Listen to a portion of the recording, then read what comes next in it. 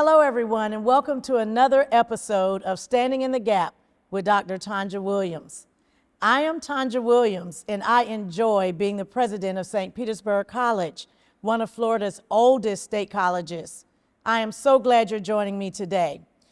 For those who've watched my other episodes, you'll find that we talked a lot to different leaders who shared how they stood in the gap for others. Well, I have a special episode for you today. You will get to hear from students and their perspectives on being recipients of those who stand in the gap on their behalf to make sure that they live a better life. Remember, SPC is all about ensuring that students get better jobs to have better lives. Enjoy. So Standing in the Gap is about giving back. It's about showing up for people who have no one else to show up for them. I am Dr. Tonjua Williams, president of St. Petersburg College, and you are listening to Standing in the Gap.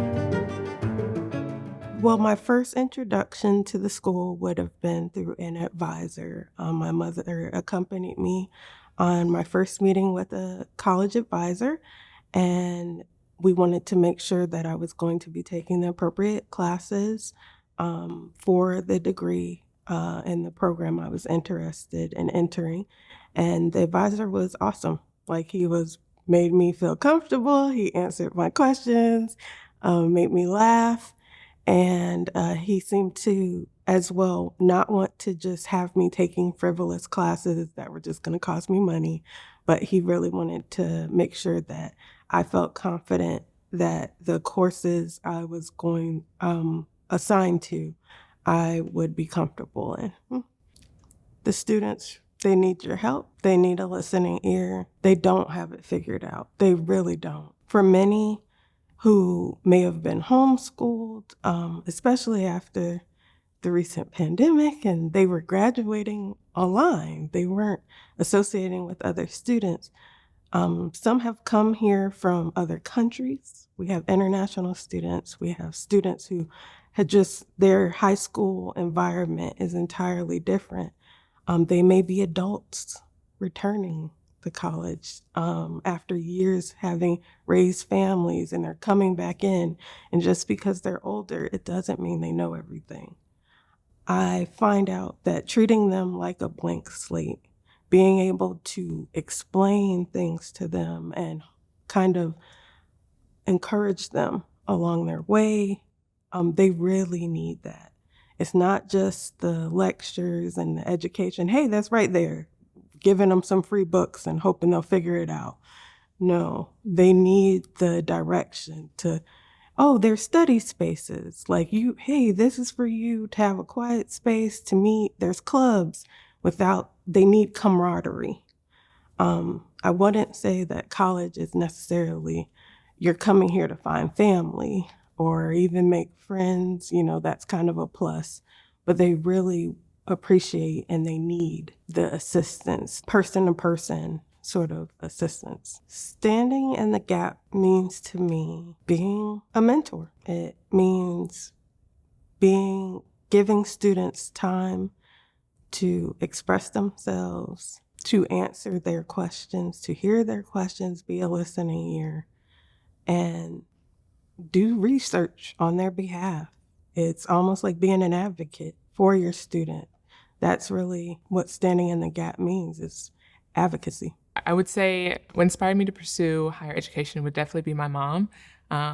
She's currently working in her doctorate program right now, and I know that through this, you could do anything you put your mind to. That is the highest form of education. And I know that as her daughter, I would love to be able to get my doctorate as well, to be Dr. Payne. And also just to say, like, we made it together, we're on the same level. I would have to say my daughter. Not that she stands in the gap, but my daughter's definitely a motivation on that I'm setting an example for her.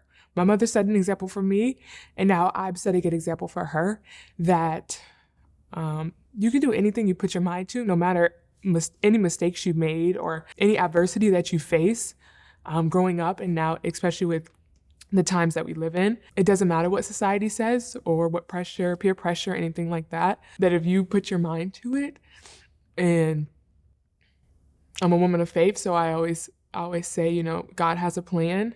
You just keep going. Being a student at SBC College has surprisingly been great, honestly. I would say that with the struggles that I have faced here, I know that I'm not alone. I know that there are many opportunities like the WOW program, Brother to Brother, or even I know they have a child care help program where they even help moms like me.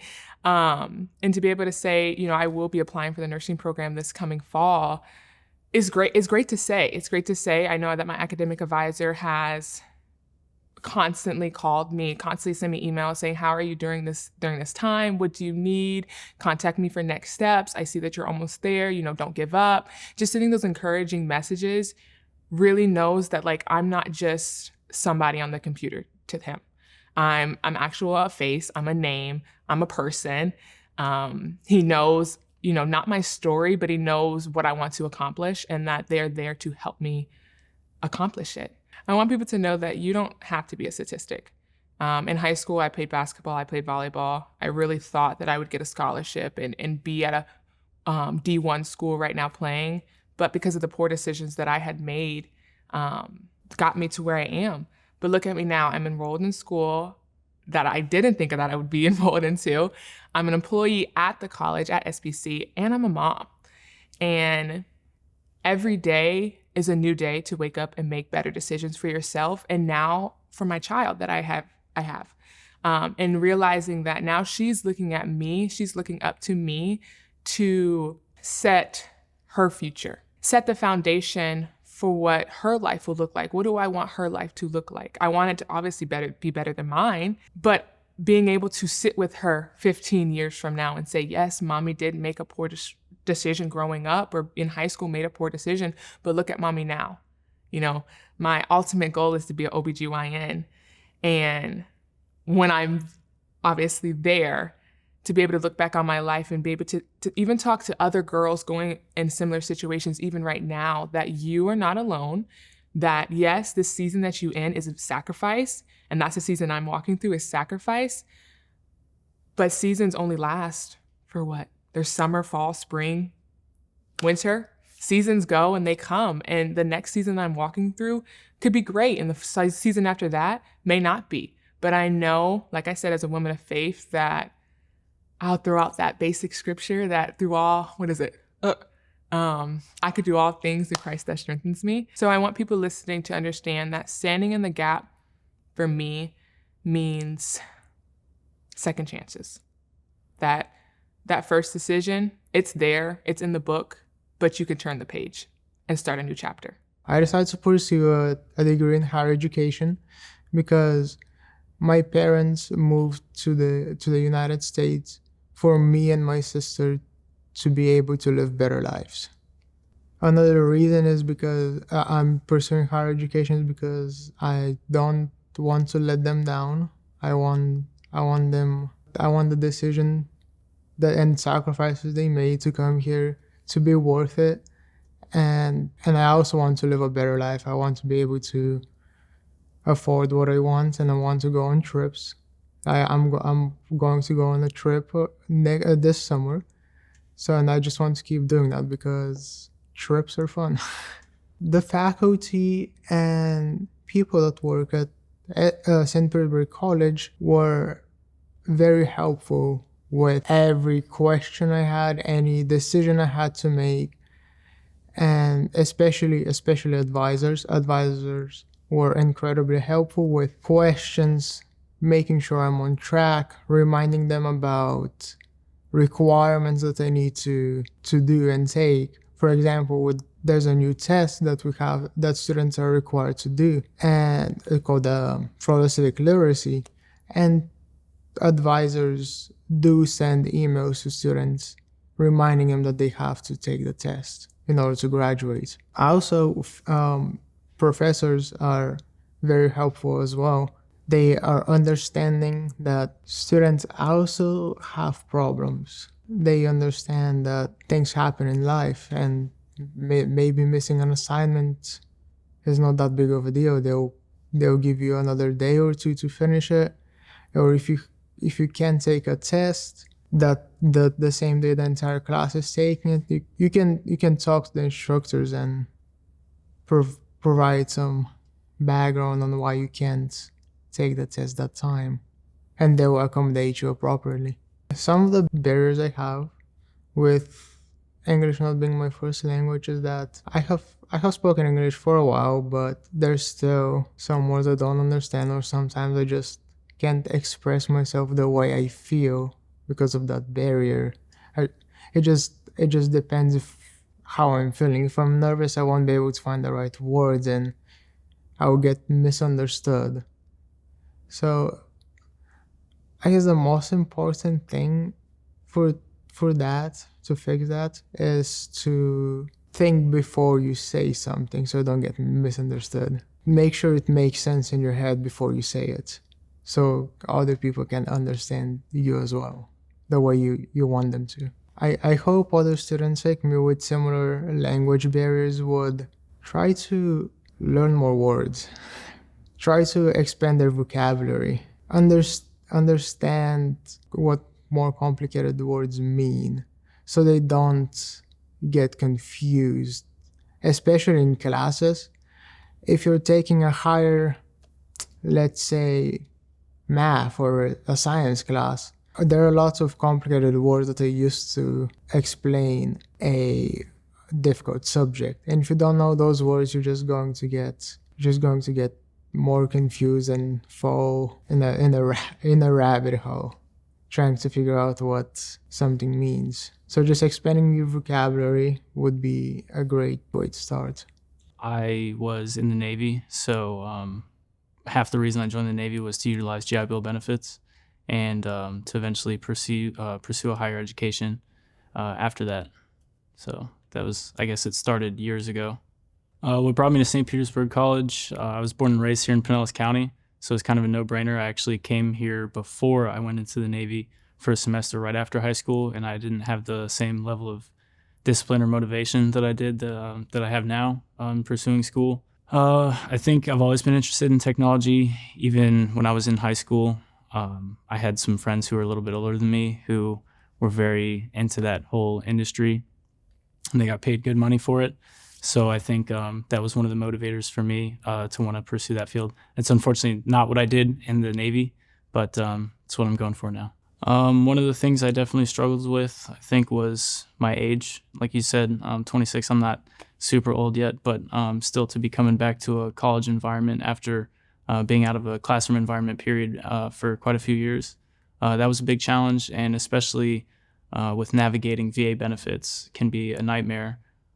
So the Veteran Services Office, the first day that I stepped in, I had kind of a good track and idea plan of what I needed to do in order to maximize my benefits and to be able to pursue a higher education here.